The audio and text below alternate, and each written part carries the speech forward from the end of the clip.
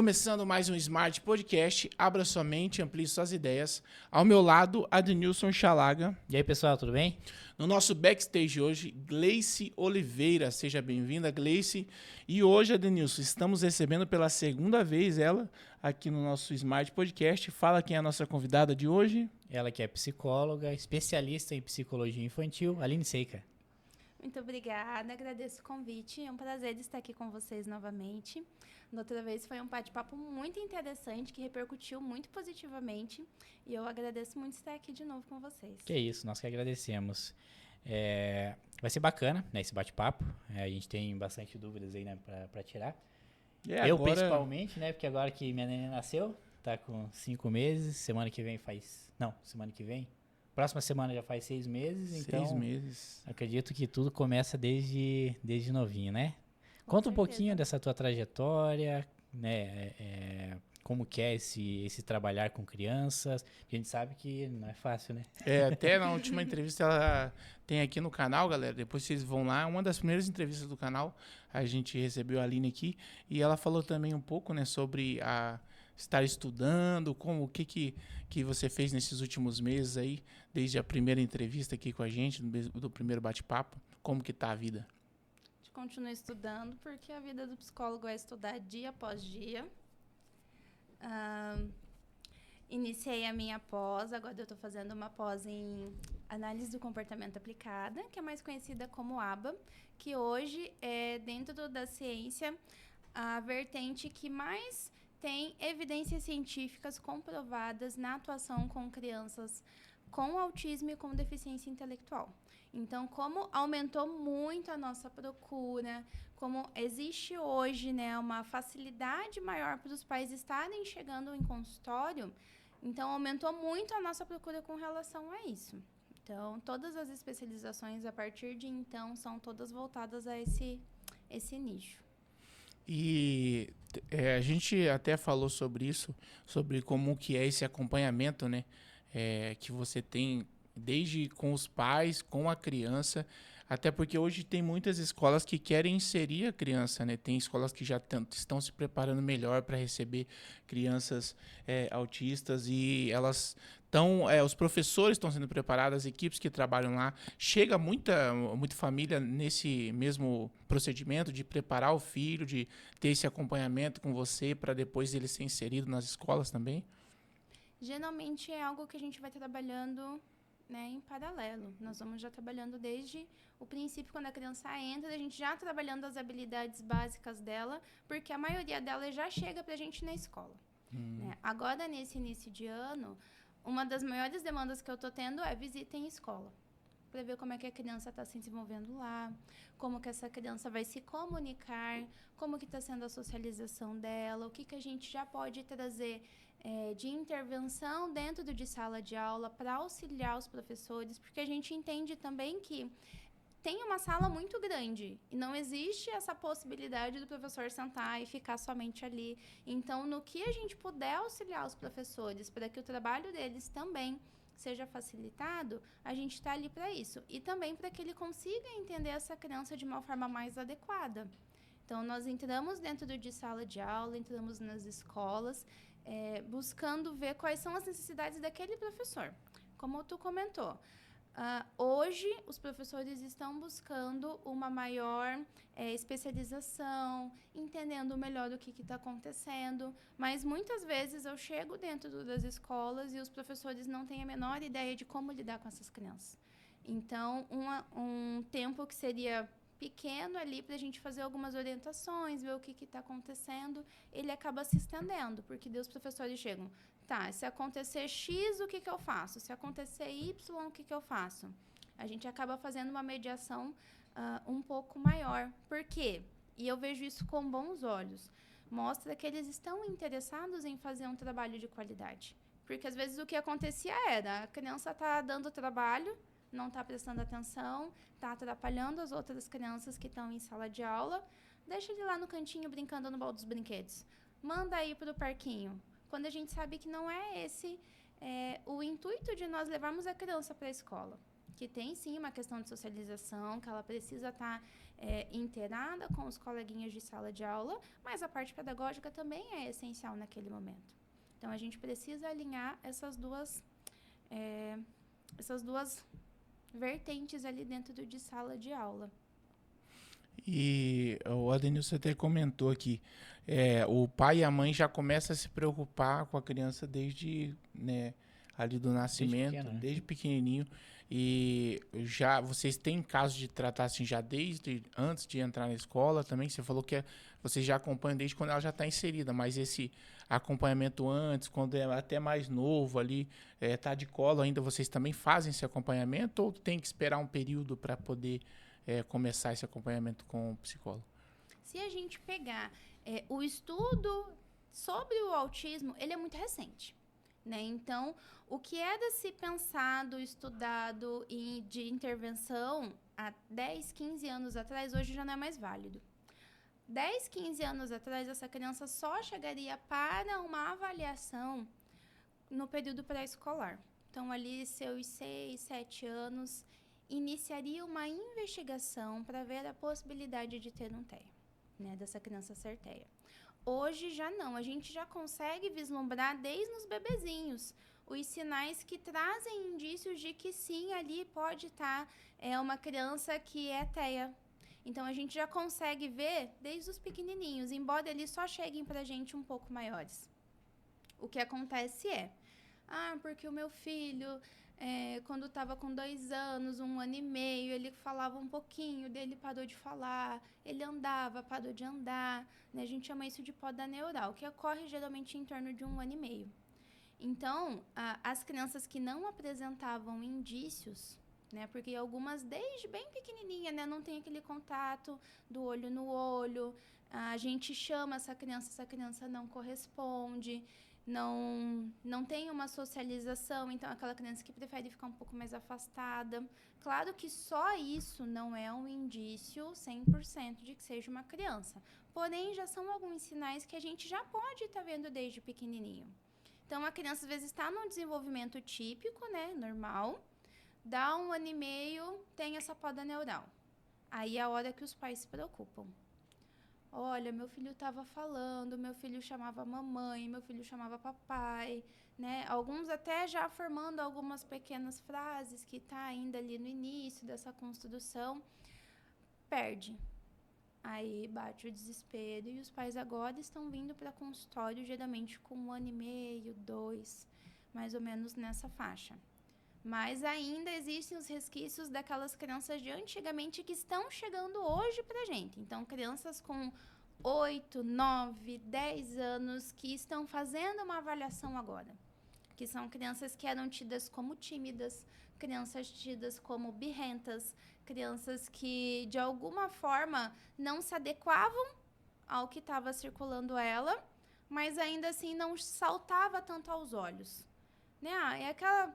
Não obedece mesmo. Não, é mais quietinha, mais na dela, prefere ficar mais reservada, quando já eram indícios de que essa criança já era autista. E às vezes a gente vê as pessoas falando sobre o grau, né, que cada criança tem. Uhum. E aí, de repente, tem um grau que talvez pro pai que não percebeu, ele vai tratar a criança, não obedece mesmo, Exatamente. faz birra mesmo. Então, seria nesse caso, quando ela tem um grau diferente daquele que está mais avançado, outro que é um pouco mais leve. Então, por falta de conhecimento, claro que hoje a informação chega muito mais rápido através do celular, através de algum conteúdo na internet sobre isso. Eu acho que até por isso que tem esse aumento de procura, né? Do pai entender que o filho precisa de um acompanhamento o quanto antes para ele ser inserido na escola, para ele entender que os profissionais que estão lá, de repente, estão buscando esse conhecimento para atender melhor, para incluir essa criança dentro do colégio, do sistema do colégio, mas o pai também tem que fazer a parte dele. Então, com o aumento da informação, eles começaram a perceber isso, que não é a criança que está fazendo birra, é a criança que precisa de um acompanhamento mais detalhado, né? A gente vê muito disso. Eu acho que por falta de conhecimento e, não vou levar. Ou às vezes, não sei se seria esse o termo, mas o pai também não quer acreditar que a criança Sim. precisa desse Isso é muito tratamento, comum. né? Tem muito disso, né? Não sei se chega lá para você casar, que o Nossa, pai dá fala, trabalho. eu não queria trazer porque eu não achava que precisava. Acaba tendo medo, né? De descobrir se a Aham. pessoa tem ou não, né? Sim, é porque aí a gente pode entrar em um assunto por podcast por pequenos milímetros do que você trouxe ali na sua fala, né? Dentro dessa expectativa paterna, materna, quando a gente está gestando, a gente já começa a idealizar aquela criança. Né, a gente vai pensar assim, vai vir com o olho da mãe, vai vir com o gênio do pai, vai vir com o cabelo da avó. Porque se puxar assim a tia... A gente começa a idealizar como é que vai ser essa criança. Em momento algum, a gente idealiza que essa criança não vai vir perfeita. A gente consegue vislumbrar o futuro dela lá na frente. Vai fazer medicina, vai seguir o meu negócio...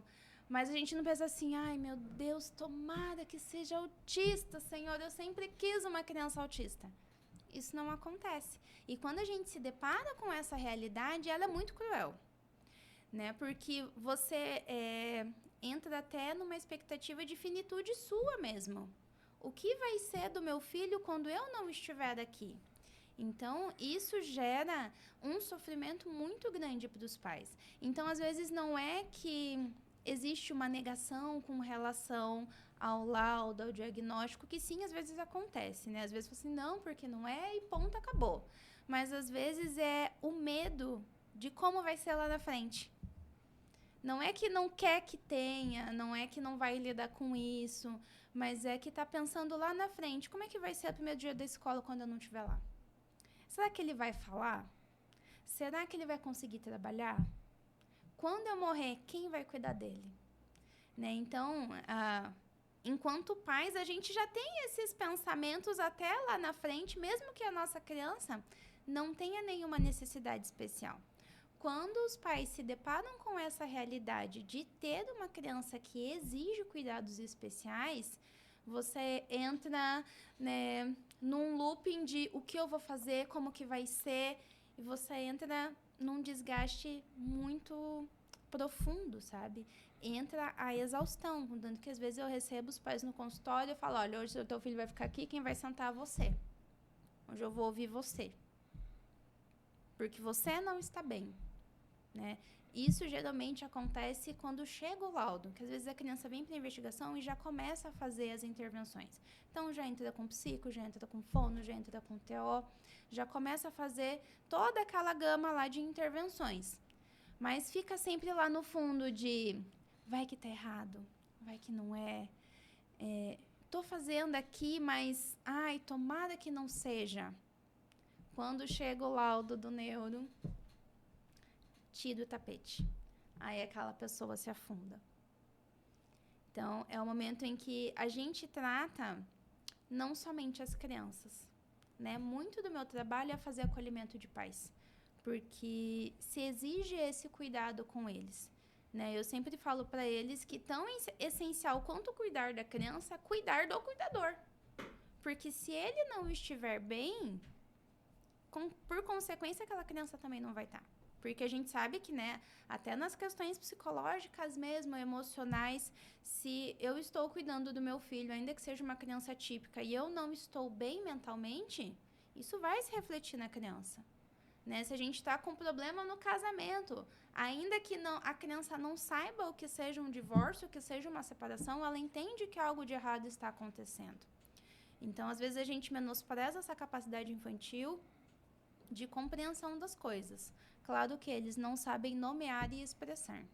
Eles não sabem falar assim, tio, eu tô tão triste porque essa semana meu pai pediu o divórcio para minha mãe.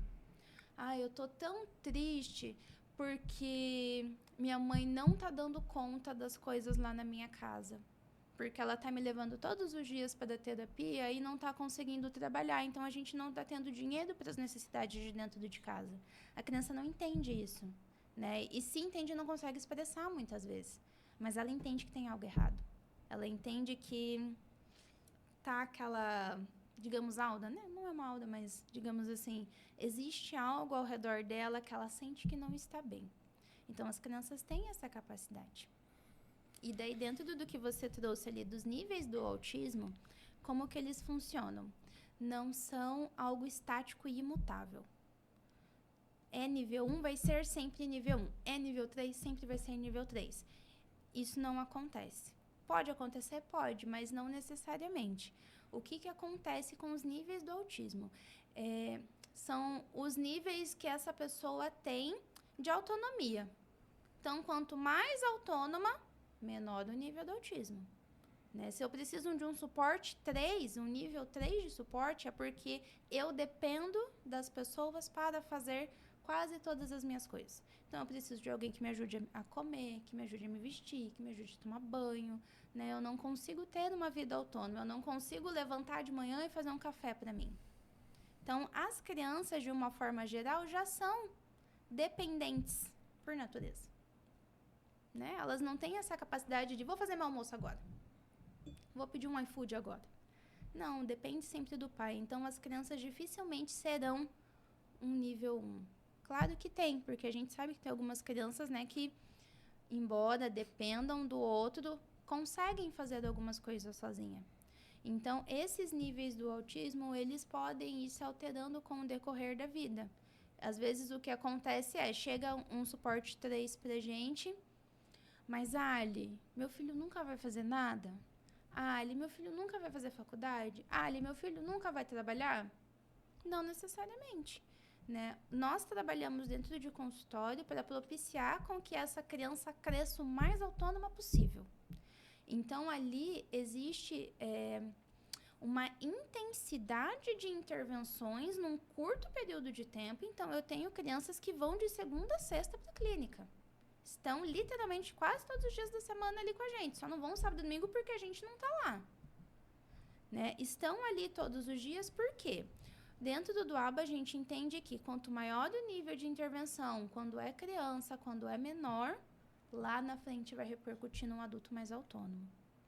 Então, a gente quer fazer com que essa criança, que talvez até chegou pra gente no nível 3 de suporte, chegue lá na frente nível 1, porque ela não vai sair.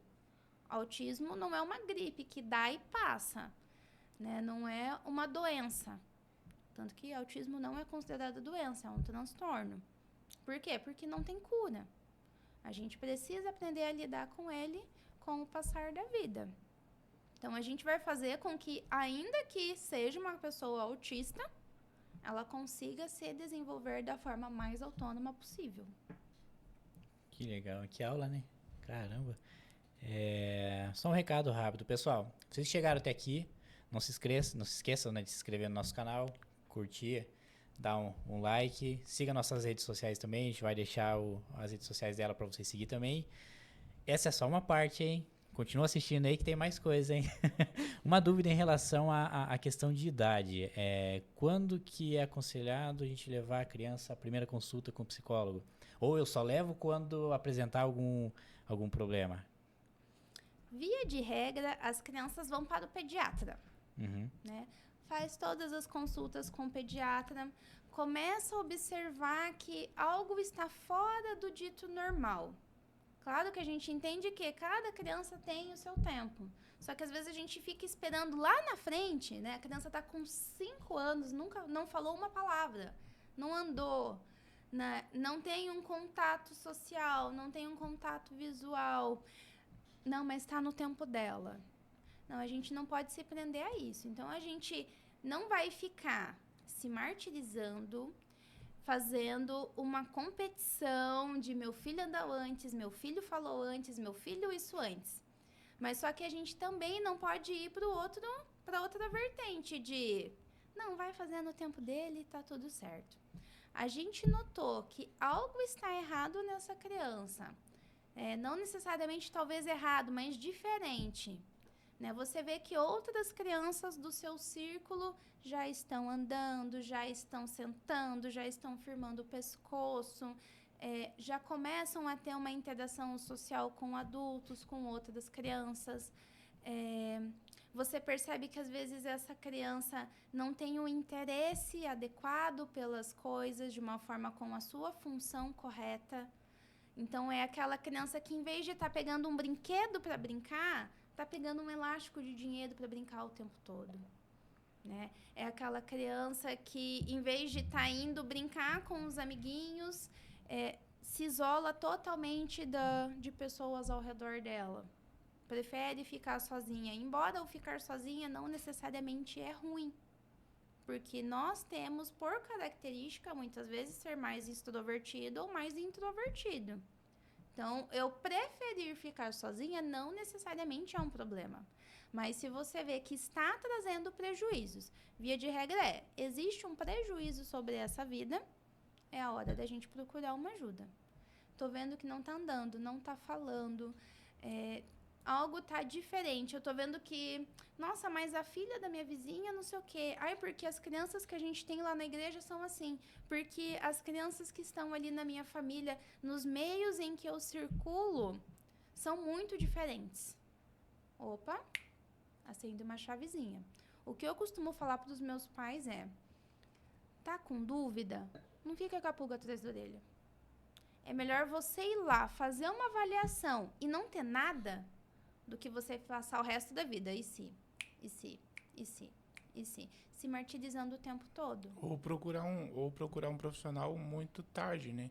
Você poderia evitar muitas coisas, ter essa capacidade de lidar com a criança em vários aspectos mais cedo e deixar para muito tarde, né, também, né? Exatamente. Quanto antes a gente iniciar a intervenção, é melhor. Né? Dentro do DOAB a gente aprende isso, que a intervenção precoce é a melhor intervenção. Tanto que antes se esperava seus 7, 8 anos para iniciar uma avaliação. Hoje, com 1 ano e meio, a gente já recebe criança com laudo. Então, quando a gente pega ali no início, é muito mais fácil da gente trabalhar. Né? Quando já tem um comportamento instaurado e rígido naquela criança, é muito mais difícil. Então, eu tenho criancinhas lá com 1 ano e meio que já têm comportamentos extremamente rígidos, que só aceitam, por exemplo, tirar o sapato se eu tirar o pé direito antes do esquerdo. Porque se eu for tentar tirar o esquerdo, eu não vou nem conseguir encostar no sapato esquerdo, porque eu vou levar uma bifa na cara. Mas isso é só criança? Às vezes eu tenho isso aí também. É só com criança que funciona. Depois eu vou passar um questionário para você ali, você responde rapidinho para mim. A gente... É toque? Tem toque? Será? Será? Conheço por outro nome, né? Pra mim é toque. Isso, é porque muitas crianças com autismo, né, crianças autistas, têm o toque. Eles têm uma rigidez muito grande para muitas coisas. Então, é aquela criança que não vai conseguir sair de padrões de rotina. Se eu almoço todo dia, 12:03, se eu for almoçar 12:07, eu vou estar desregulada. Se eu for almoçar e não tiver exatamente o que eu como, eu vou estar desregulada.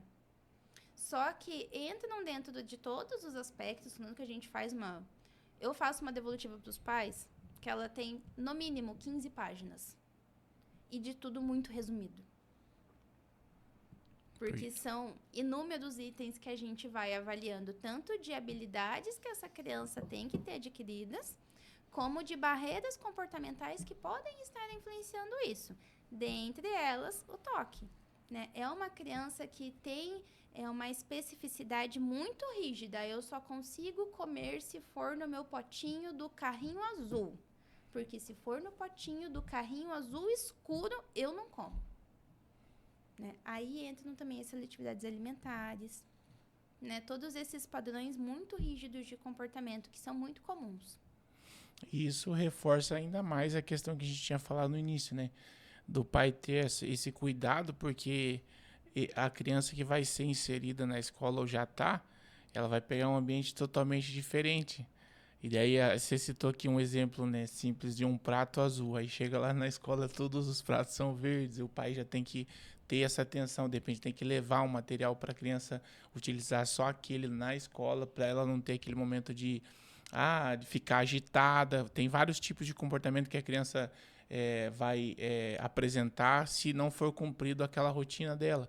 Exatamente. Então, na minha família tem um primo que que ele tem, acho que já você falou sobre suporte 3, né, que ele precisa de tudo, ele tem que estar em cima dele, então se sair alguma coisa do padrão, tanto que tem as festas em família e o pai e a mãe dele ficam revezando para estar em cima dele, para ver o que ele está fazendo, para ver o que ele quer fazer. Ele está assistindo um desenho, igual final de ano, na casa do meu pai, é muita gente, então tem várias crianças e aí a gente coloca lá um desenho para todo mundo assistir. Daí quando chega ele, daí meio que as crianças já entendem isso, que tem que ser o desenho que ele quer. Aí todo mundo começa a assistir junto com ele, porque ele já é uma criança grande, né? O pai dele é grande também, então já é difícil de controlar, por ele ser forte e já ser grande. Então as crianças já entendem e ficam observando. Então, muito essa quebra de rotina não pode acontecer até nos ambientes que tem muita gente, né? Então, pelo fato da família já saber disso, quando ele chega perto de um outro familiar, todo mundo já fica atento para ver o que ele está querendo, por que ele está naquele espaço ali. De repente, só tem adultos ali, ele aparece ali do nada, ele quer mexer em alguma coisa. Então, toda a família, em qualquer lugar que ele tiver da casa, já fica atento para saber o que ele precisa. Aí a gente começa a entender um pouco sobre essa questão do suporte 1, 2, 3, que é o que as pessoas não sabem a nomenclatura, como que fala, né? E aí elas falam, esse tem grau 1, tem grau 2, mas nem sabe do que se trata esses graus, né, que eles falam, né? Então é interessante saber disso, porque quanto mais informação, melhor. A minha filha estuda numa sala em que tem um menininho que precisa desse suporte, e aí às vezes ela fala, pai, porque ele fez isso hoje. Daí a gente tem que estar todo dia explicando para ela, filha, ele precisa desse cuidado, você precisa ajudar ele quando ele tiver com dificuldade, chamar a professora, porque a gente também tem que orientar os filhos, porque essas crianças já estão tendo essa inclusão nos colégios. Então, o pai que está assistindo isso, é bom ter essa orientação para o filho também começar já a ter esse comportamento de ajuda, de auxiliar, porque ele vai estar inserido por muitos anos, talvez na mesma sala, vai pegar a mesma sala sempre, e aí a criança já vai aprendendo a lidar também com a outra criança, né? Perfeito. Essa é a importância da gente trazer a informação, né? Estou morrendo de vergonha aqui, estou morrendo de vergonha aqui, estou quase chorando de ansiedade. Porém, eu acho que é muito importante a gente levar essa informação para além dos consultórios. Dentro de consultório está muito restrito àquele núcleo familiar que está sempre presente com a criança. Só que a criança está inserida na sociedade, né? Está inserida no seu ciclo macro familiar, né? Vai nas festas de família, tem Natal, tem Ano Novo, tem aniversários, vai estar dentro da escola, que vão ter pessoas que não vão ter a menor ideia do que está acontecendo. Então, a gente precisa, sim, trazer essa informação para além dos consultórios, né? É importante que vocês saibam que precisa ter um cuidado especial, né? Quando ele chegou, a gente precisa trocar o desenho. Todo mundo entende que aonde ele estiver, alguém vai estar olhando para ver o que ele está fazendo, né? E isso é sensacional. A gente precisa ter esse olhar cuidadoso com relação ao outro. Porque senão, às vezes, a gente também coloca uma sobrecarga muito grande em cima desses pais, que nem você falou, eles se revezam para poder ficar no aniversário, para poder aproveitar um pouquinho. Entra aí também a questão de rede de apoio. Né? Você tem uma família onde é possível que isso aconteça.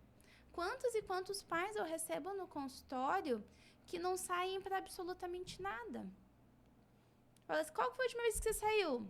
Não saio, eu só venho para cá, levo para a escola. Mas já foi no shopping? Não tem como ir no shopping. Mas vai almoçar em algum lugar? Não dá para almoçar em lugar nenhum. Por quê? Porque eles sentem até que eles estão perturbando o sossego dos outros. Então, eles precisam se sentir acolhidos pela nossa sociedade. E para se sentir acolhido é fazendo isso, você trazendo a informação. Né? Eu acho a coisa mais maravilhosa quando eu chego, que inclusive faz pouquíssimo tempo que aconteceu a última vez. Fui fazer visita na escola, turminha de infantil 3. Cheguei lá, fui observar, vi que as crianças estavam no tatame, estavam brincando, bonitinho, e o meu paciente no cantinho da sala brincando com algumas crianças em volta. Eu cheguei, o menininho já veio, quem é você? A gente está cuidando dele. Ah, você está cuidando dele? Sim, a gente fica com ele todos os dias. Agora, eu ajudo ele toda vez que ele precisa. Eu tô aqui para brincar com ele. Falei, ai, é isso que a gente tem que ensinar para as crianças, que existe uma dificuldade ali, mas que não é uma dificuldade que vai afastar dessa criança da sociedade, né? Hoje a gente não tem mais essa cultura. Se a gente pegar em tempos bíblicos, né? Tinha lá os leprosos. Os leprosos eram colocados literalmente às margens da cidade.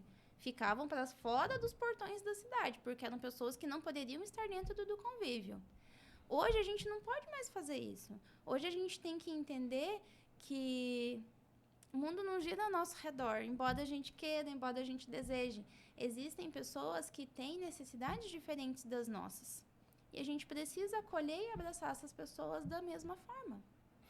É interessante porque no início, até falando um pouco disso da Sara estar inserida numa sala que tem um menino que precisa de todo cuidado, mas ela já é o segundo ano que ela está com ele na mesma turma, né? Que eu citei de pegar a mesma turma vários anos. E daí o primeiro ano dela no colégio, também o primeiro ano dele. Daí a criança tem muito aquele negócio, esse brinquedo é meu e eu peguei primeiro. E daí eles que já conhecem a Sara, ela pega um brinquedo, ela acha que é dela e acabou. Então tive que explicar para ela, a mãe dela explicar para ela que como ela tinha esse coleguinha, quando ele escolhesse aquele brinquedo, ela tinha que procurar outros brinquedos, que tinha outras formas de brincar, que tinha que entender ele naquela condição. Daí ela começou a entender mais, mas teve um pouco dessa guerra também, de ela ser mais essa personalidade forte, de querer segurar o brinquedo, não entender que o menino queria aquele brinquedo. E aí ele, às vezes, ficava mais agressivo, aí ela reclamava, porque aconteceu isso, pai, ele mordeu, ou ele bateu assim. Falei, mas filha, não é por mal, é porque ele precisa daquele brinquedo naquela hora. Aí ela foi entendendo, aí esse ano ela tá na sala, daí ela já explica, pai, eu dei o brinquedo para ele brincou com o brinquedo. Daí, por quê? Porque a gente já sabia que ela ia ter que aprender a lidar, e a Sara é um pouco falante, então tudo ela quer saber, ela quer perguntar, ela quer saber por que ele é daquele jeito, por que ele se comporta.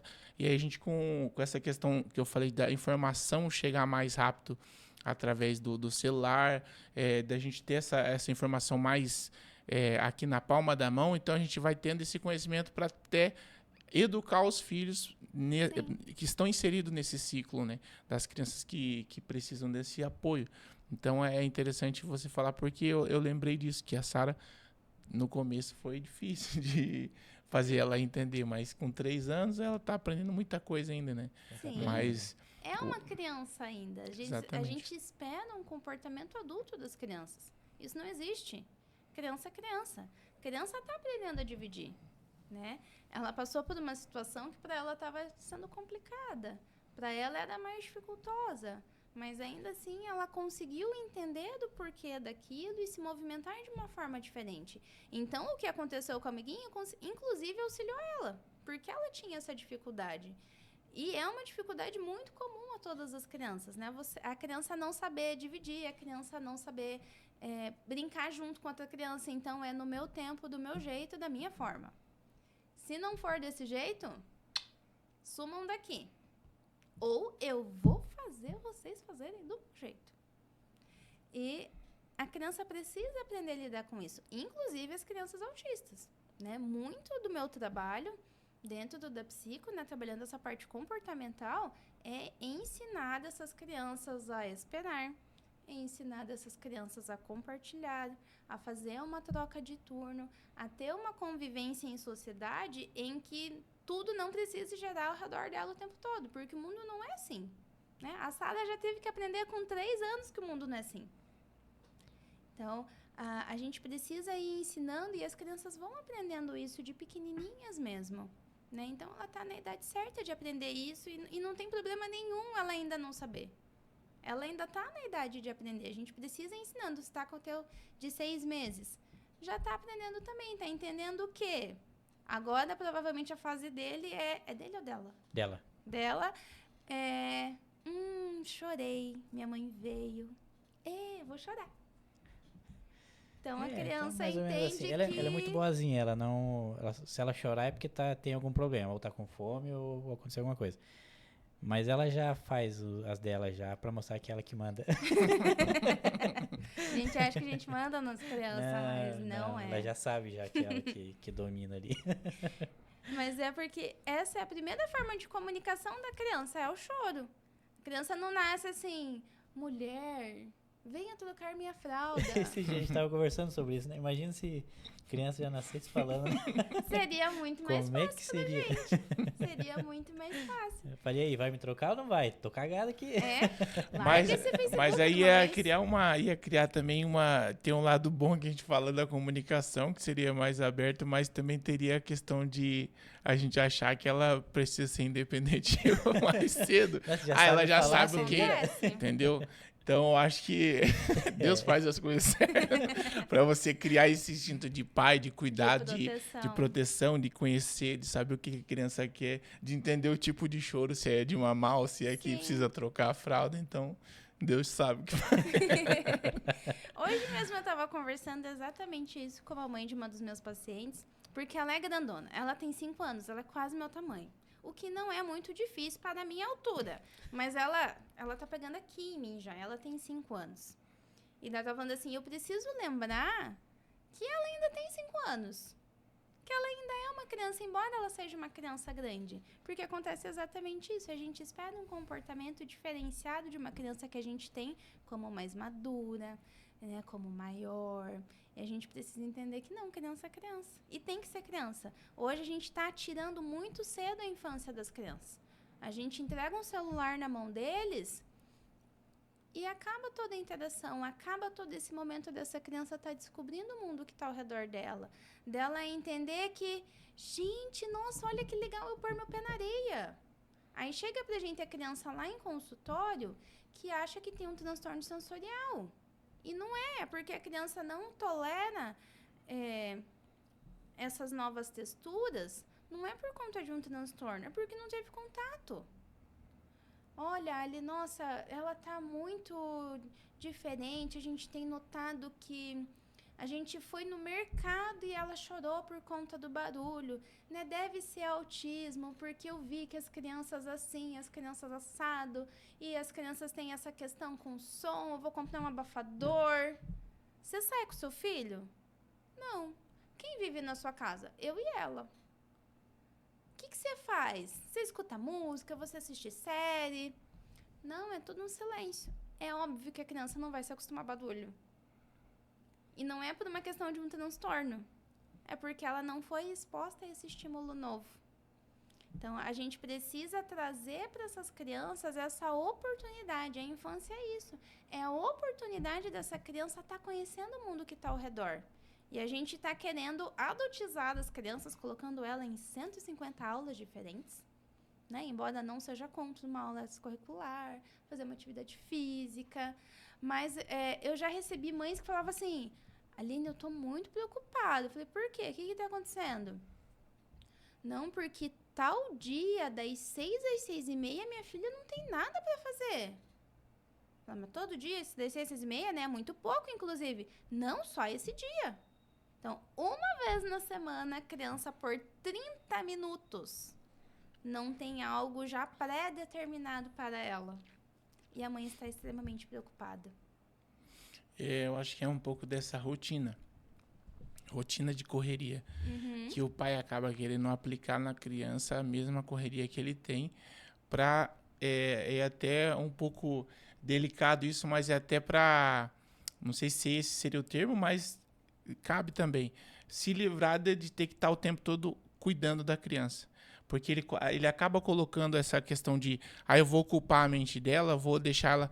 Tudo bem, ocupar a mente fazendo algo extracurricular, que está fora do ambiente da escola, beleza, sei lá, uma aula de inglês, uma natação, alguma coisa nesse sentido, uma escola de futebol, tudo bem, mas ocupar 100% desse tempo que a criança precisa ser criança, precisa brincar, precisa ter essa interação com o pai, eu acho que é muito dessa correria do pai e da mãe. Tem muito pai e mãe que acha que o filho tem que estar inserido nessa correria dele, porque ele não tem tempo, é aquela questão de voltar voltar a pensar que tem que ter o tempo em família, tem que ter o tempo de brincar em família, tem que ter o tempo do pai e a mãe sentar com a filha e saber o que está acontecendo, ouvir o que a criança está falando também, porque a correria faz isso. E a gente vive nesse mundo de tecnologia, de rapidez, de aceleração sobre todos os aspectos.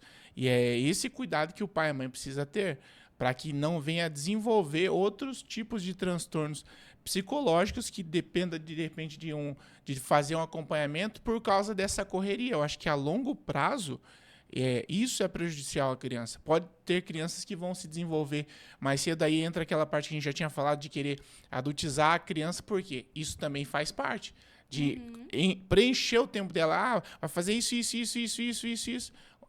Tudo bem, é uma disciplina de aprendizado, mas não pode se esquecer que se está lidando com a criança. E eu não posso fazer da minha rotina de correria, da minha rotina de querer conquistar o meu espaço profissional. De repente eu estou estudando, eu estou melhorando o meu espaço de trabalho, ou se eu sou empreendedor, estou buscando novos negócios. E aí, porque eu estou ligado nesse 24 horas pensando no meu negócio, eu vou lá e quero aplicar essa correria na vida da criança. Eu acho que não cabe. É aí que está se perdendo essa essência de sentar em família e conhecer os filhos, ver o que está acontecendo. Eu sempre cito isso quando a gente vai falar sobre criança, porque lá em casa a Sara vai brincar com as bonecas ou vai brincar com as coisas dela. Aí ela fala, pai, você veio brincar comigo? Porque ela quer brincar de médica, ela quer que eu faça a voz do paciente. E daí a mãe dela já não tem muita essa paciência para fazer a voz então eu já entendi que tem que ter esse tempo. Esse tempo é precioso para ela. Então todas as vezes que ela vai brincar, ela fala, pai, você brinca? Ah, não, hoje vai ser a mãe.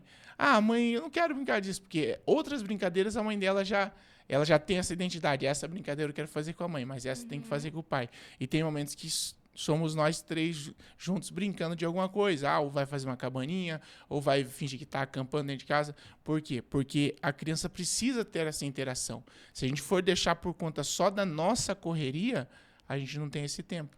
E aí é esse tipo de paciente que vai chegando lá para a Aline, para ela atender, porque o pai criou a rotina dele e inseriu isso dentro da vida da criança. Acabou colocando a criança na rotina dele. Na rotina dele. E não entendeu que tem que separar. O esposo lá tem a rotina dele, que precisa ter esse tempo, a esposa tem a rotina, e a criança tem a rotina dela, que faz parte do desenvolvimento, mas também precisa ter esse tempo para trazer todo mundo para perto, para ter essa conexão familiar. E se vai crescendo, a gente às vezes vê filmes, né, ou séries que tem essa realidade do adolescente lá totalmente desconectado do pai e da mãe, fazendo o que quer, mas talvez é hora da gente começar a pensar que o mundo está acelerando as coisas, mas a gente precisa manter essa essência familiar para que isso não vire um prejuízo lá na frente, que é essa desconexão da família, chegar na pré-adolescência, adolescência, a juventude, aquele filho que, de repente, vai morar sozinho ou casa e nunca mais vai na casa do pai. Aí já cria uma outra desconexão, que é a do neto com o avô. Então, percebe que se as coisas começam a ser tratadas mais cedo, seja no âmbito psicológico ou como regra familiar, lá na frente você vai ter um resultado que eu acho que a gente desfruta muito disso, que eu citei aqui, que é a questão de estar em família. Todo Natal é lá na casa do pai. Então vai todos os netos, vai os sobrinhos, até os outros irmãos do meu pai que têm as suas famílias vão para lá, porque a gente entendeu que aquele é o ambiente.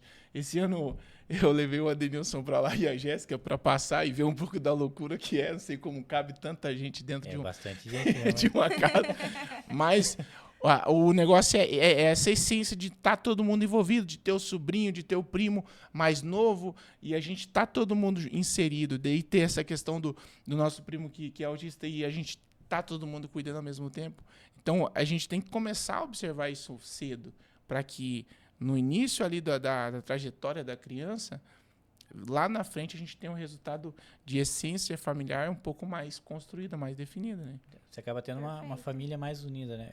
Hoje, não sei se foi hoje ou ontem, não lembro ao certo. Eu vi um vídeo que o rapaz fala da seguinte maneira: né, teu filho pequeno começou a chorar, não vai atender, deixa ele chorar que ele já dorme, né, no período da noite.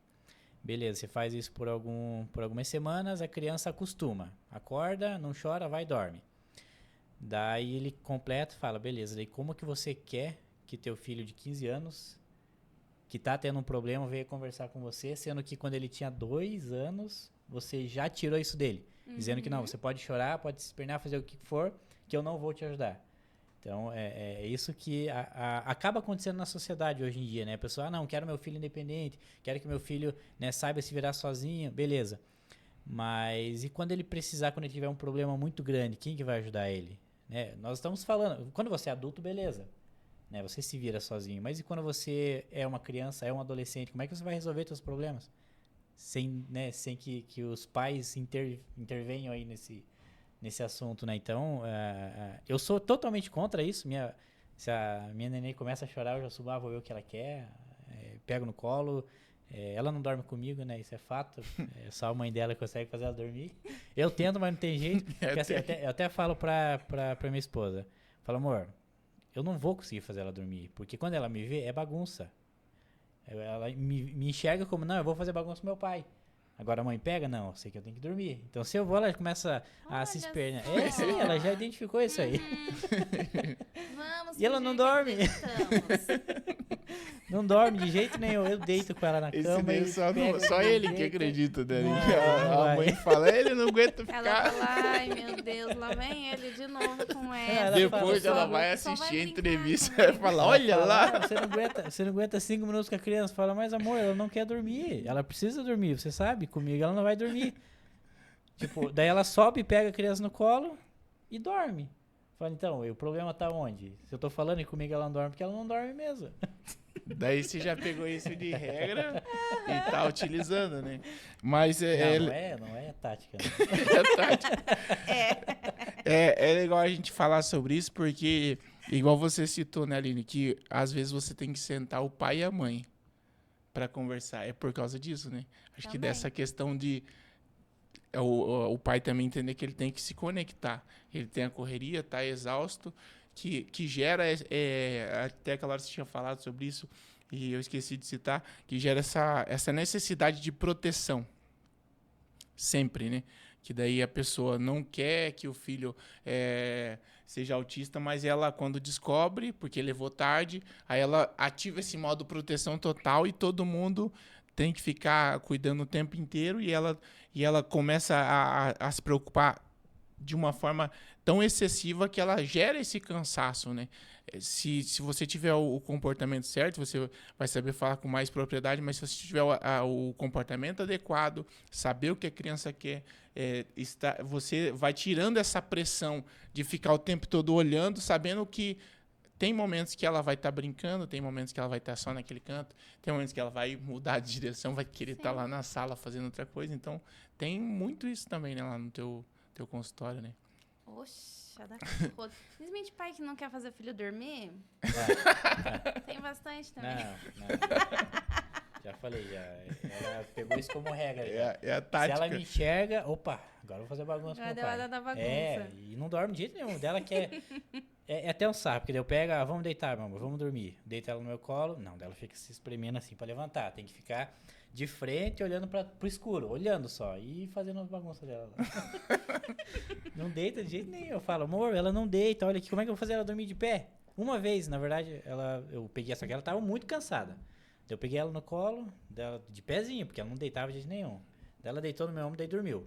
Mas só essa vez também. As outras vezes... Mas é que você achou que tinha... técnica de tudo Ele achou que tinha aprendido a técnica. Não, no outro dia, eu falei, não, te enganei, rapaz. Voltou ontem eu tava normal. cansada mesmo, hoje... Aline, você falou ali nos bastidores sobre estar se especializando. Eu lembro que na primeiro bate-papo que a gente teve, você falou que vocês nunca param de estudar, né?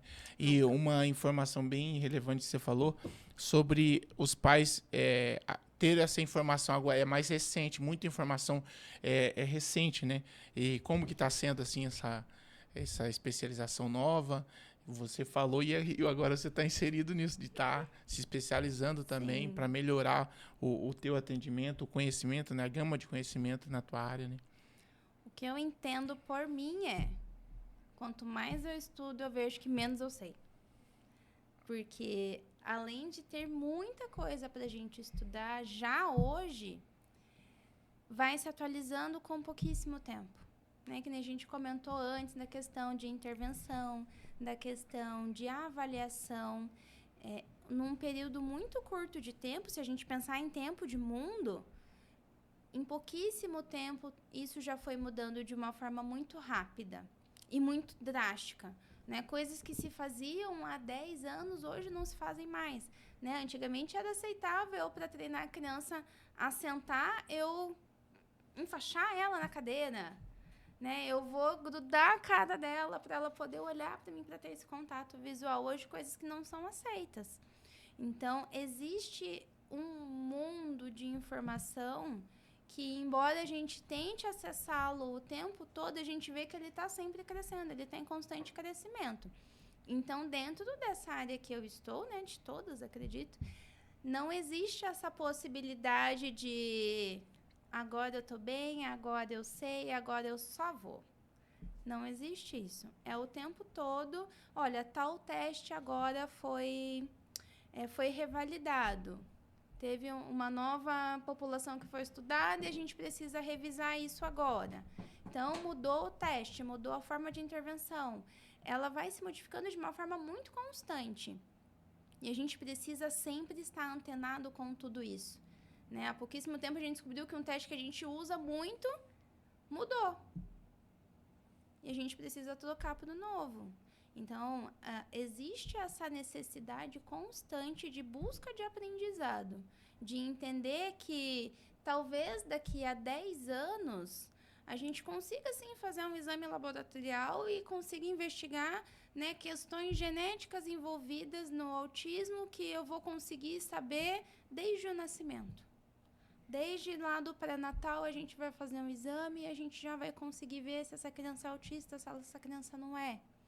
Né? A gente talvez tenha um mundo maior de informações para que a gente não precise, por exemplo, fazer as nossas crianças hoje saírem com cordões de identificação. Porque o normal seria, poxa, aquela mãe está sofrendo, aquela criança está fazendo um escândalo no shopping. Eu não vou pegar o meu celular e vou começar a filmar para colocar no meu Instagram. Poxa, você precisa de ajuda? Eu posso ajudar alguma coisa? Ok, sim, estou aqui. Ok, não, então estou saindo. Mas não, hoje existe, eu vejo muito dentro de consultório alguns pais que os pais saem com camisa de autismo todas as vezes que eles vão sair para qualquer lugar. Porque diferente, por exemplo, de uma síndrome de Down, autismo não tem cara. Então a criança está numa crise e os pais estão tentando lidar com isso e tem muita gente apontando o dedo ao redor. Né? Então, por isso que se faz necessário sempre essa atualização constante, tanto dentro de quem está fazendo a intervenção, para que a gente consiga disseminar isso de uma forma mais generalizada, para que essas pessoas tenham uma qualidade de vida melhor. Né? A gente não precisa pensar no conhecimento só pelo conhecimento, embora isso seja muito importante. Mas eu penso no conhecimento para a aquisição de qualidade de vida dessas pessoas. Então, o máximo que eu puder estudar, eu sou a louca nerd, eu já cheguei aqui já olhando todos os livros que estavam aqui, porque eu adoro livro, né? Então, o máximo que eu puder estar me especializando para poder atender quem eu preciso com uma excelência, a gente precisa fazer. Né? Então, se faz necessário, principalmente dentro desse campo infantil, esses dias mesmo eu estava conversando, claro que não é fácil também, né? Mas se eu pegar o atendimento adulto e o atendimento infantil, a meu ver, Aline, não vou generalizar para toda a classe de psicólogos, mas para mim, o atendimento infantil é mais difícil. Porque se eu vou pegar o atendimento adulto, né, eu sigo a TCC, que é Terapia Cognitivo-Comportamental, que é uma das abordagens da psicologia. Eu aprendo a fazer uma conceituação cognitiva, a ver quais são os pensamentos que estão distorcidos, quais são os esquemas que estão regendo aquela vida, vai embora. A gente faz ali a intervenção daquela pessoa e vai embora. A criança não, a criança tem que saber o que é TEA. Eu tenho que saber sobre desenvolvimento infantil, para saber se o que ela está fazendo ou não está fazendo é esperado ou não para a idade. Porque às vezes eu estou esperando que a criança já esteja construindo uma frase com parágrafos, né? E a criança está ainda na fase de aprender a falar gugu dadá. Então, exige essa especialização um pouco mais a fundo. Se eu vou tratar a criança com TEA, eu tenho que saber sobre TEA. E dentro do TEA tem mais um monte de coisa, né? Estou falando lá da avaliação, que são 15 páginas de parágrafozinhos de itens. Então, eu tenho que saber se essa criança tem o toque, se essa criança tem uma seletividade alimentar, se essa criança ela tem algum transtorno sensorial, né? Que muitas delas têm, porque o que acontece no autismo é que a criança, às vezes, ela não dá conta das informações sensoriais mesmo ao redor dela. Então, eu preciso entender para explicar para os pais, por exemplo, que quando o seu filho está com birra, você intervém, tira ele dali, e é não e ponto. Seu filho está desorganizado porque algo sensorial desorganizou ele, o manejo é diferente. Eu preciso entender quando a criança está chorando porque ela não quer ir embora do shopping, porque ela quer comprar um carrinho lá na ReHap, ou quando essa criança não está dando conta de ficar no shopping porque tem muito som, tem muita luz, tem muita gente, e isso dá uma sobrecarga no sistema dela e ela não dá conta. Entender essas nuances é essencial para que a gente consiga trabalhar.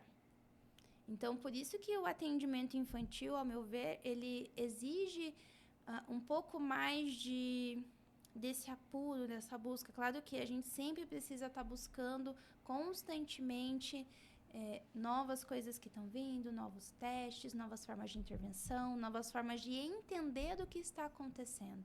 Né? Porque até a forma de entender do que acontece vai se modificando com o passar do tempo. Né? Até pouquíssimo tempo atrás, todas as doenças mentais tinham um cunho demoníaco, algo religioso envolvido. Né? Quando a gente sabe que hoje, às vezes, não é um demônio, é uma depressão porque essa pessoa não pega sol. E gera os sintomas depressivos dentro daquela pessoa. Faz com que ela se ponha, né, entre aspas, nesse lugar. Mas não é porque existe um demônio regendo a vida dela. Embora eu, enquanto cristã, também entendo que existem questões espirituais envolvidas em muitas coisas. Né? Mas a gente precisa entender a colocar cada coisa no seu lugar. O colocar cada coisa no seu lugar é, a meu ver, assim, o essencial. Eu preciso entender que existe o meu tempo, que eu preciso buscar o meu estudo, que eu preciso me aprimorar o tempo todo com todas as novidades que estão acontecendo, mas também preciso estar, né, antenada no que vocês mesmos estavam falando, de que existe um tempo para todas as coisas. Eu preciso ter um tempo para eu estar em família. Eu preciso ter um tempo em que eu vou deixar meu filho estar ocioso. Porque se essa criança não aprende a ser ociosa, são as crianças hoje, por exemplo, não conseguem esperar 10 segundos de uma propaganda de YouTube. As crianças que a gente está gerando são muito mais ansiosas que a gente. São crianças que estão sendo já moldadas para o futuro com motricidade fina, dificultosa. Que eles tiveram que mudar a embalagem do Danoninho porque as crianças não conseguem abrir a tampinha do Danoninho. Por isso que eles mudaram para aquele squeeze. Houve-se uma pesquisa dentro do lado do Danoninho, eu vi a reportagem falando sobre isso, né, que a equipe de marketing dele estava vendo por que a queda estava tendo muita queda de venda. Aí eles entenderam que a criança não conseguia abrir o copinho do Danoninho. Então, a criança, inclusive, está perdendo essa oportunidade de estar tendo até essas questões físicas mesmo, né? Tá aqui o tempo todo. Tem um mundo aqui fora, mas a criança tá aqui. Então, perde essa capacidade de falar. Então, às vezes, é a criança que chega pra gente e fala assim, meu filho não fala. Mas por que a criança não fala? Porque tá o tempo todo numa tela. Na tela, ela só está recebendo o tempo todo. Nós só estamos recebendo o tempo todo quando a gente está com o celular. A gente não está, embora estejamos interagindo até com o conteúdo que a gente está acessando, mas não existe uma troca formal, como a gente está conversando aqui agora. Não existe essa troca. Então, a criança está aqui, ela está vendo lá o vídeo, a criança provavelmente não vai estar numa conversa, então ela não vai estar tendo essa troca conversacional mesmo, então ela não vai estar aprendendo a falar. Ela não vai estar brincando, não vai estar subindo no sofá, derrubando os vasos de planta da mãe. Ela está perdendo a oportunidade física, motora mesmo dela. Eu me preocupo muito com a geração que nós estamos criando hoje. Porque essa geração, acredito eu, que vai ser muito mais ansiosa do que nós somos hoje. Se hoje nós nos deparamos muito com ansiedade e depressão, as crianças do nosso futuro vão estar com isso dando na cara delas. Porque são crianças que não sabem esperar, são crianças que estão acostumadas a ter o conteúdo de fácil acesso, então se algo exige um pouquinho mais, essa criança já desiste. Então, são crianças que não vão conseguir persistir lá no futuro. Ah, fiz uma vez vestibular, não passei, pronto. Se eu tentar fazer um vestibular. Né? Então, eu me preocupo muito com essa geração. Por isso que essa produção de conteúdo científico é tão importante no nosso meio hoje. Porque a gente não pode estar à mercê do que vai vir ali na frente. Porque um futuro ali na frente, não muito longe, na época das filhas de vocês, na época dos meus filhos, vai ser um futuro em que essas crianças vão estar se deparando cada vez mais com ansiedade e depressão. Porque elas não sabem lidar com o aqui e o agora. Porque para tudo há algo determinado no tempo dessa criança. Ela não tem 5 minutos para estar assim, o que eu vou fazer agora? Agora eu vou lá pegar as panelas da minha mãe na cozinha e eu vou fazer uma bateria. As crianças não têm essa oportunidade de imaginação hoje em dia. Tudo já vem pronto na mão delas. A gente, quando era criança, pegava lá as caixinhas de Colgate e os negocinhos e fazia panelinhas e fazia restaurantes. A gente pegava um negocinho e construía um bonequinho. Hoje tá tudo aqui, ó, tá aqui pronto para você. A gente tira a oportunidade dessas crianças estarem brincando. Então, a gente precisa se debruçar com relação a isso, tanto a produção de conteúdo, para entender o que está acontecendo na nossa sociedade hoje que está levando a isso, a gente usar dos artifícios que a gente tem para poder sintetizar essa informação de uma forma que a gente consiga replicar para fora de consultório. Para a gente ampliar cada vez mais esse conhecimento, para a gente ampliar cada vez mais essa distribuição de conteúdo, para que lá na frente a gente consiga pensar num futuro melhor para os nossos próprios filhos. A gente sempre fala, né? Inclusive tem até uma entrevista aqui com a Nani, né? Que é psicóloga para mulheres, né? Fala só na questão de ansiedade, né? Ela trata só mulheres. E inclusive, tem mais... eu estudei com a Nani, beijo, querida. Tem mais um cara que eu quero trazer aqui, que ele é a esposa dele. Na verdade, eles moram em Anápolis. Sidney tá me devendo essa entrevista já. Ele esteve aqui passando férias, mas foi muito corrido. Depois ele foi para Santa Catarina, mas ele já deixou avisado que tô devendo uma entrevista pro Smart Podcast. E eles moram em Anápolis, né? Já morei em Goiás. São muito queridos. Ele e a esposa tratam homens e mulheres. Daí já na área, eles são sexólogos também, então eles têm uma clínica que eles trabalham assim. Então, para fechar o quadro de psicólogos aqui, a gente precisa trazer vocês aqui para a gente ter esse conteúdo aqui no nosso canal, né? Que vai ser top demais. E é muito bom esse bate-papo, porque vai tirando muita dúvida a respeito do pai e da mãe, vai conscientizando também o pai e a mãe sobre tudo que a gente está falando aqui. E um dado muito importante que você falou, e preocupante, é essa questão da ansiedade, que hoje você vê o tanto de pessoas que procuram especialistas para que se trate isso, ou está tomando medicamento para poder amenizar essa ansiedade, para poder, né? Então, você observa que a sociedade, por isso que a gente estava falando aqui um pouco antes sobre trazer de novo a essência familiar, de cuidado e de atenção, para minimizar esse efeito que é inevitável, que é esse mal da sociedade, que é a ansiedade, que vai puxando tantas outras coisas e vai fazendo com que muitas pessoas dentro da nossa sociedade se perca, ou até mesmo chegue ao caso extremo, que é tirar a sua própria vida por causa de não saber lidar com tudo isso, que poderia até ser minimizado com isso que a gente está falando, de ter essa interação mais próxima, ter essa aliança familiar mais próxima, para que esse efeito não seja tão catastrófico lá na frente, né? No futuro, para essas crianças, que hoje são crianças, mas amanhã podem ser adultos muito bem resolvidos se eles forem tratados e observados com maior antecedência, né? Sim. Essa questão de crianças mais envolvidas com a tecnologia hoje, a gente que é da geração 90, né, nossas brincadeiras ali eram totalmente diferentes, né? Não tinha celular, não tinha... às vezes assistia TV, mas a maioria do tempo estava brincando na rua, né? Tava brincando com os irmãos, estava brincando, fazendo alguma coisa ali de diferente, mais envolvente. E hoje a gente vê dentro da nossa família mesmo, né, sobrinhos, primos, que a maioria do tempo tá com o celular na mão.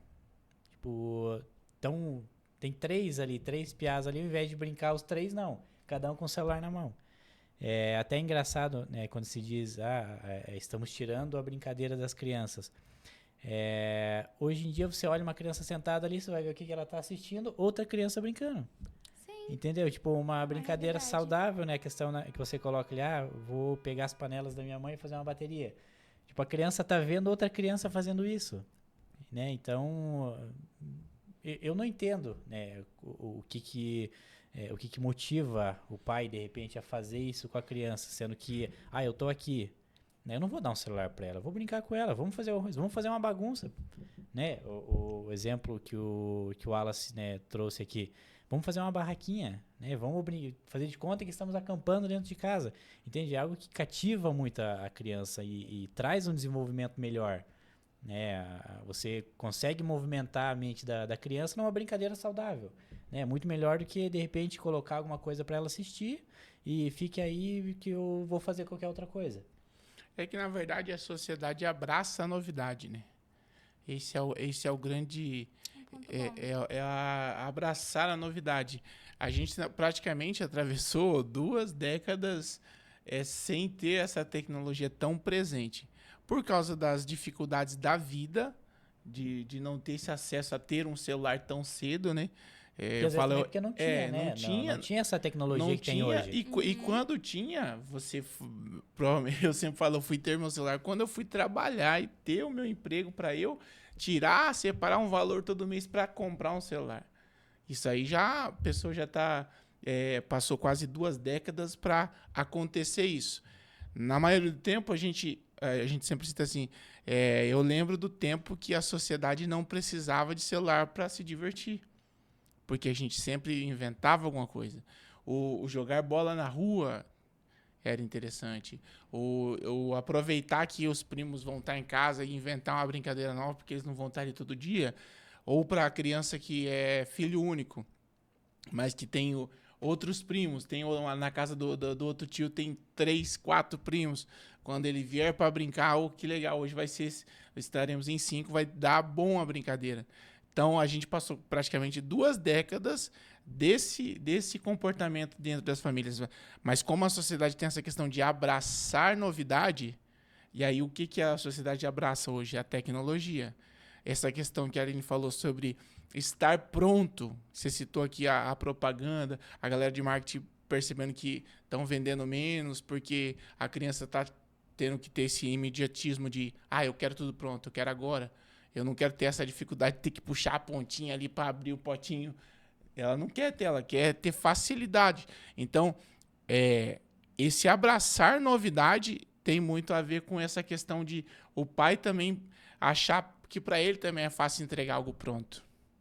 E não deixar a criança descobrir até esse mínimo de dificuldade que vai desenvolver alguma coisa dentro da capacidade de raciocínio da criança, entender que ela precisa desenvolver isso.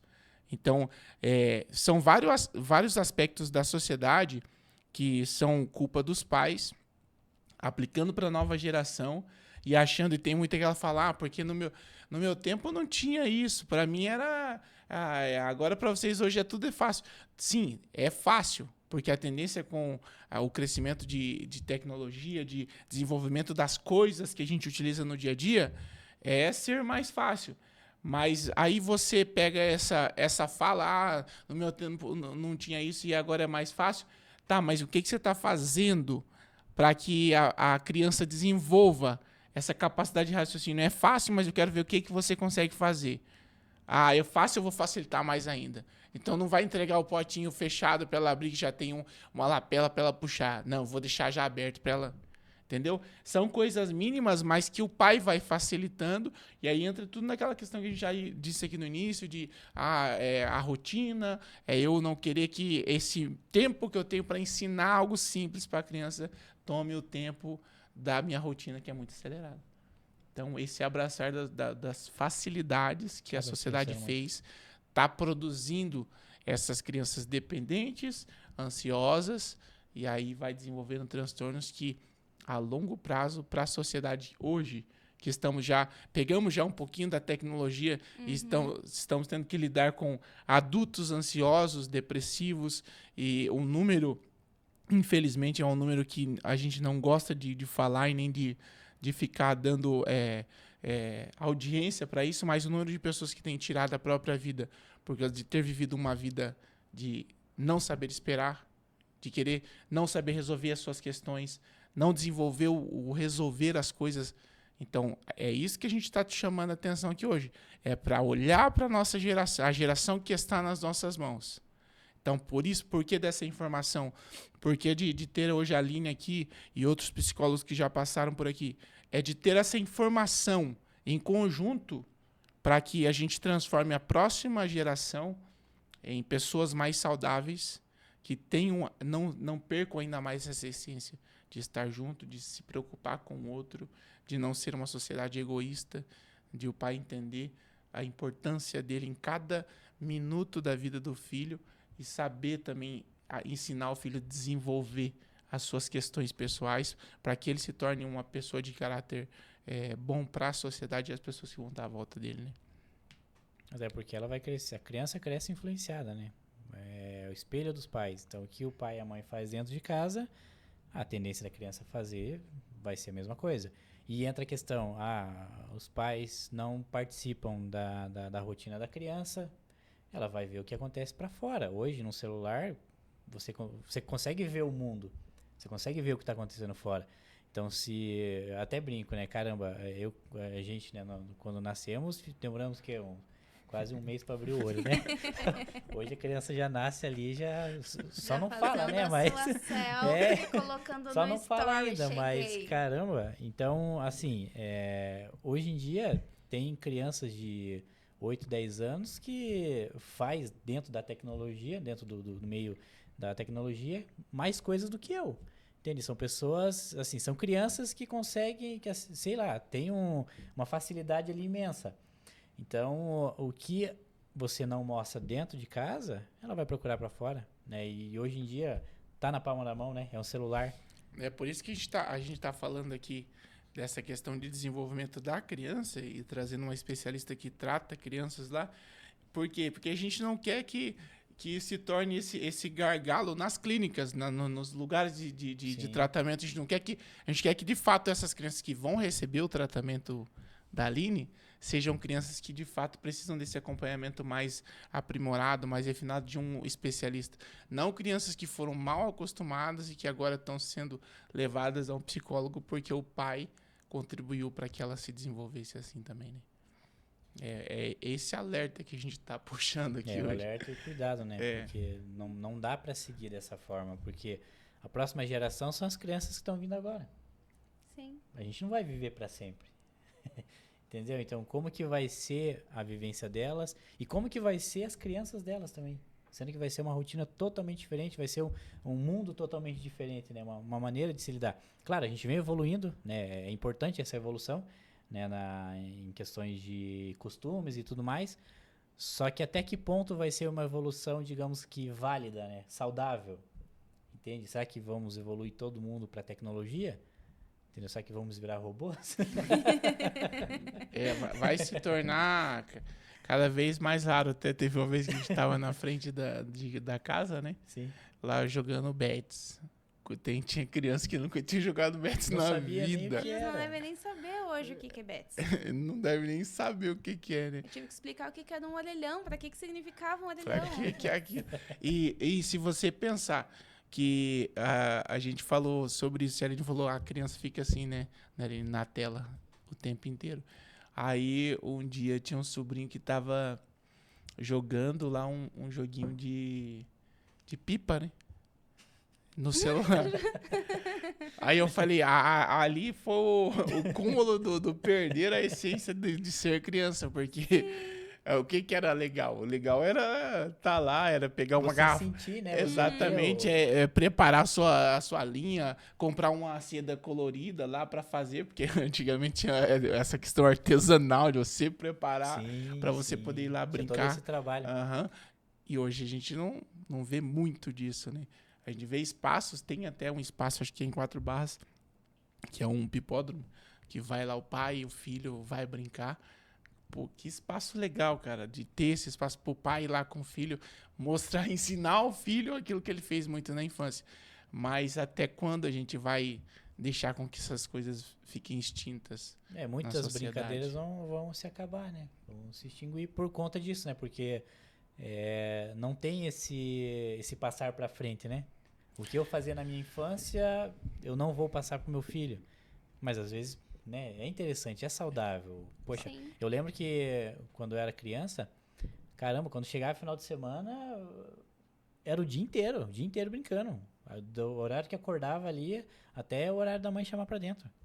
E era isso, tinha era coisa saudável. pra fazer. Tinha coisa, Tinha realmente. o- Ficava o dia inteiro A brincando gente mesmo. achava o dia curto, né? Sim. Pra- E eles acham Melhor o cúmulo você ter um tempo que você não sabe o que você faz. Você Exato. vai brincar.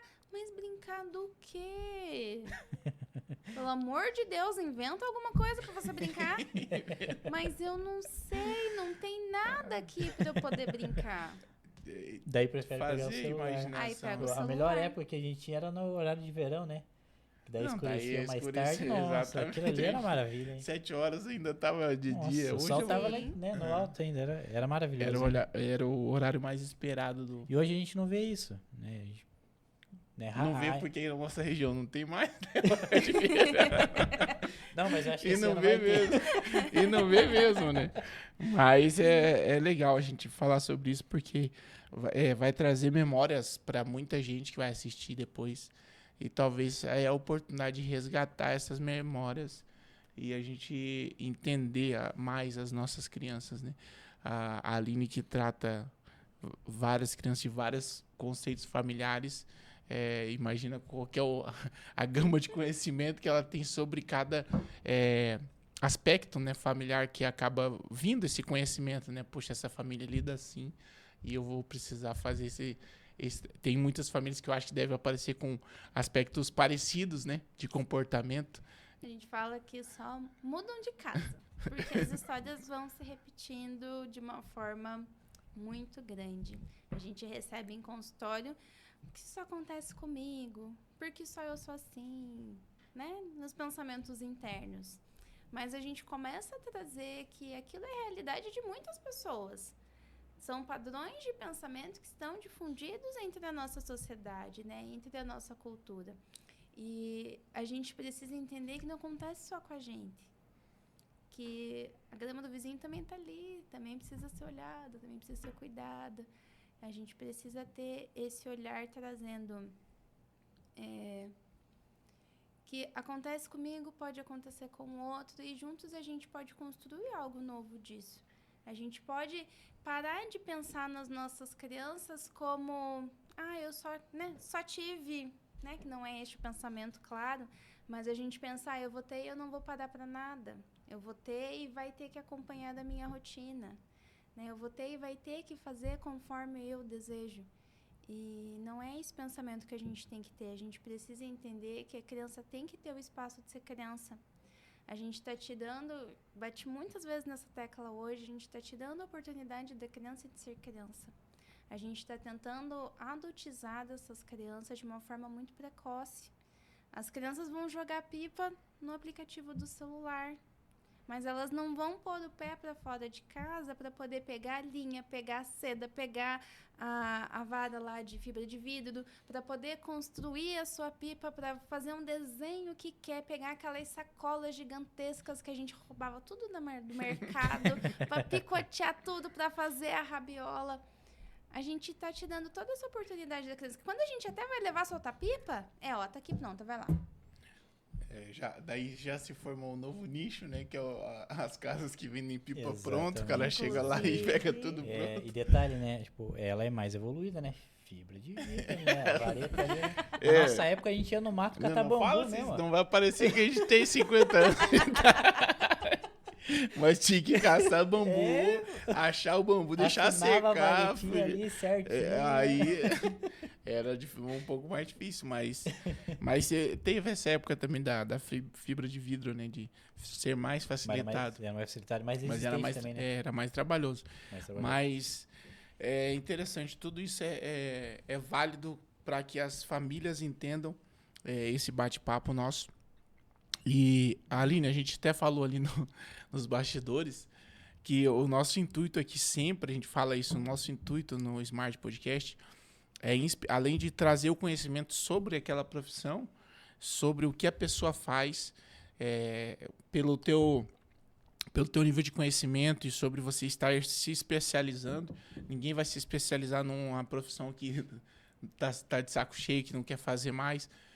Geralmente é porque a pessoa ama e quer aprimorar mais o que ela está fazendo. Então, só o nosso bate-papo aqui já define muito sobre como você ama o que você faz. Mas a nossa intenção aqui é divulgar essa profissão, é mostrar que tem várias áreas para que os novos profissionais escolham. A gente fala muito com o público dos que estão no ensino médio, que estão, chega no primeiro ano do ensino médio, não sabe que vai, não vou me preocupar agora com a faculdade.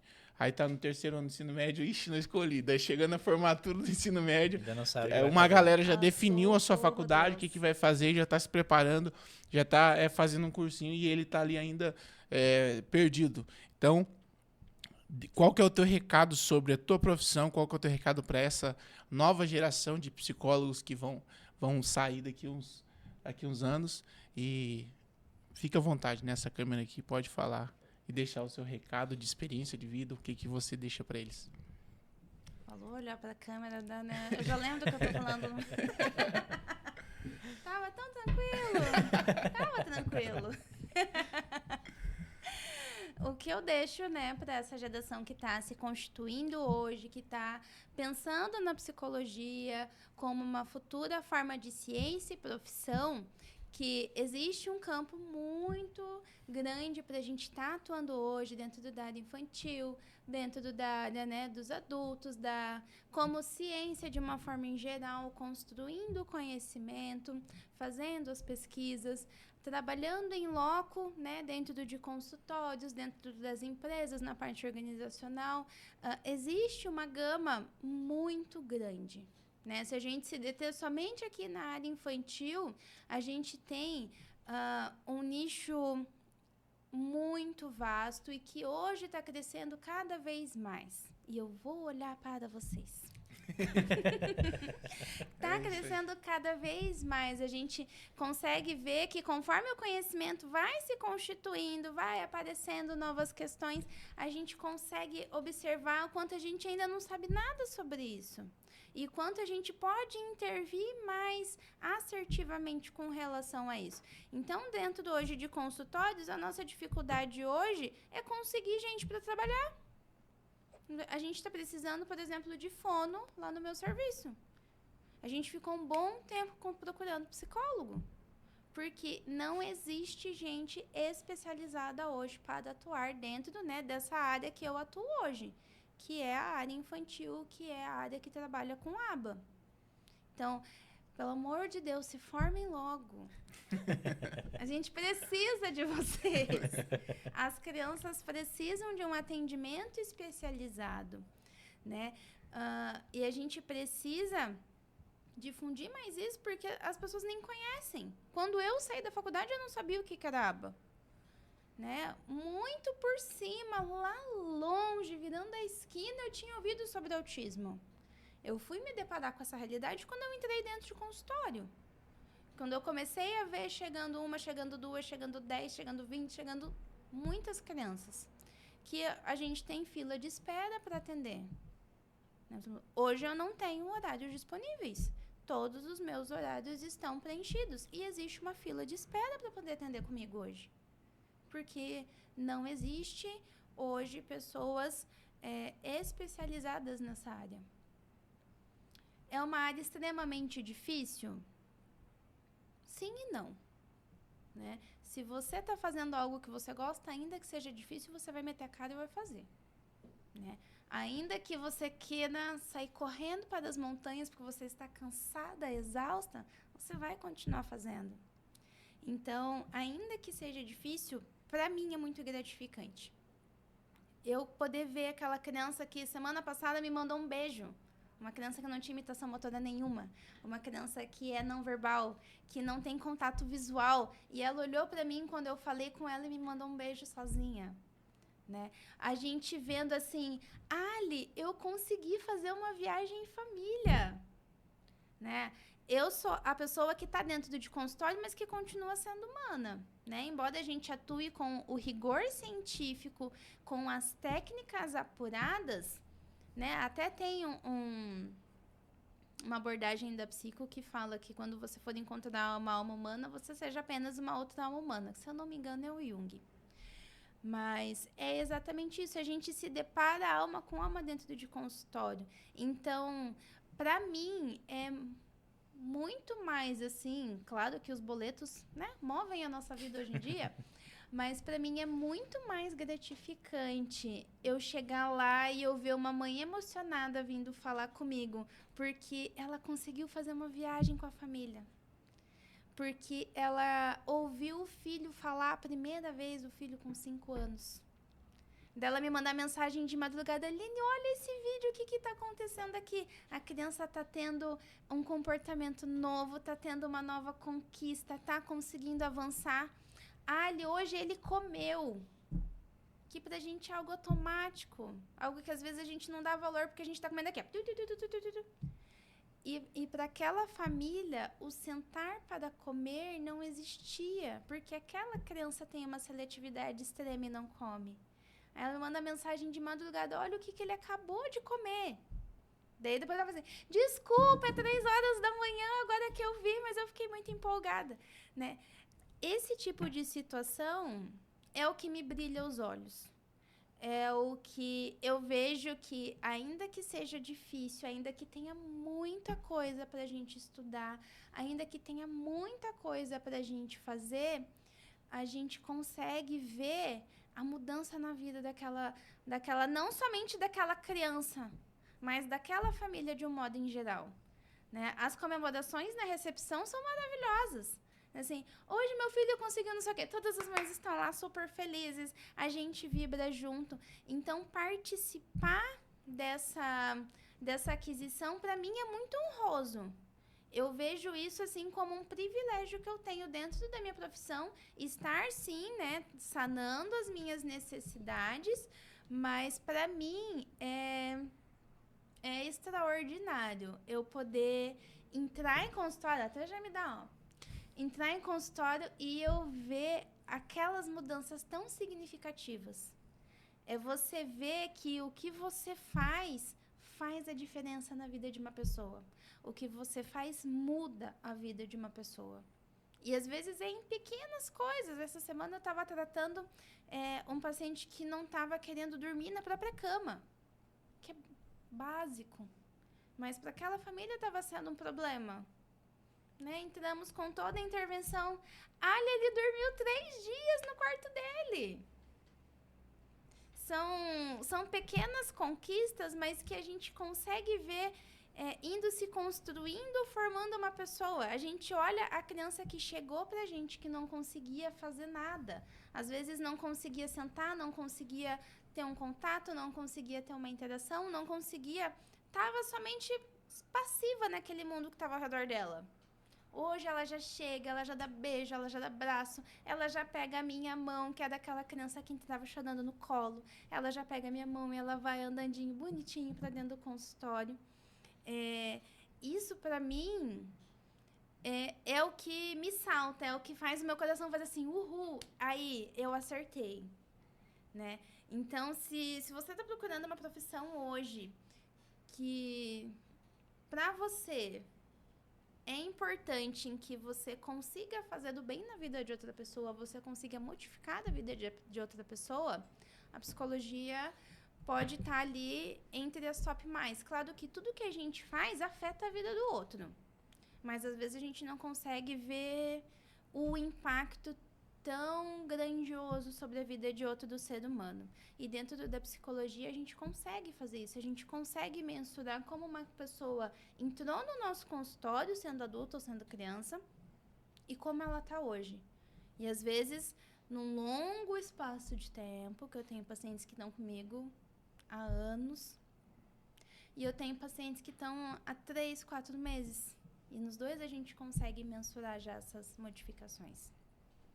Top. É isso aí, né? Quem está procurando uma nova profissão ou está pensando em psicologia, principalmente nessa área infantil, tá aí o exemplo de alguém que com emoção e lágrimas nos olhos, né? Sim. Os olhos lacrimejados, mostrando o quanto é fundamental você estar saindo da sua casa todos os dias e contribuindo para que nós tenhamos uma sociedade melhor com pessoas que se preocupam em fazer o bem através daquilo que ela faz, seja no seu trabalho ou seja no seu meio de convívio. Né, Denilson Chalaga? Exatamente. E você que ficou com alguma dúvida, quer perguntar alguma coisa a respeito, né, dessa psicologia infantil, deixa seu comentário, que a gente vai entrar em contato com você, a gente vai responder sua dúvida, a gente vai deixar, como eu tinha comentado, a gente vai deixar a rede social dela também aí na descrição desse vídeo. Sigam ela também, mandem suas dúvidas, né, suas perguntas, que ela com certeza vai responder, vai tirar toda a sua dúvida.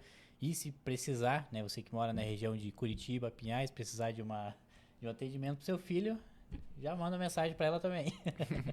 É isso aí. Beleza? Recado tá dado. Obrigado, É isso Aline, aí. por ter mais uma vez aceitado, né, o nosso convite e ter vindo aqui bater esse papo sobre esse assunto que é tão fundamental para todas as famílias, né, no âmbito geral. Né? E com certeza, se vir uma terceira vez, vai ter mais, né, bom dúvidas, ser. mais novidades. Aqui. Porque realmente é uma área que sempre vai se evoluindo, né? Sim. Não dá pra ficar parado. Na verdade, acho que toda profissão hoje em dia, né? Tudo que você faz hoje em dia, não dá pra você ficar parado. Sempre Não tem que mesmo. buscar novos conhecimentos, se evoluir, porque né, a sociedade não para.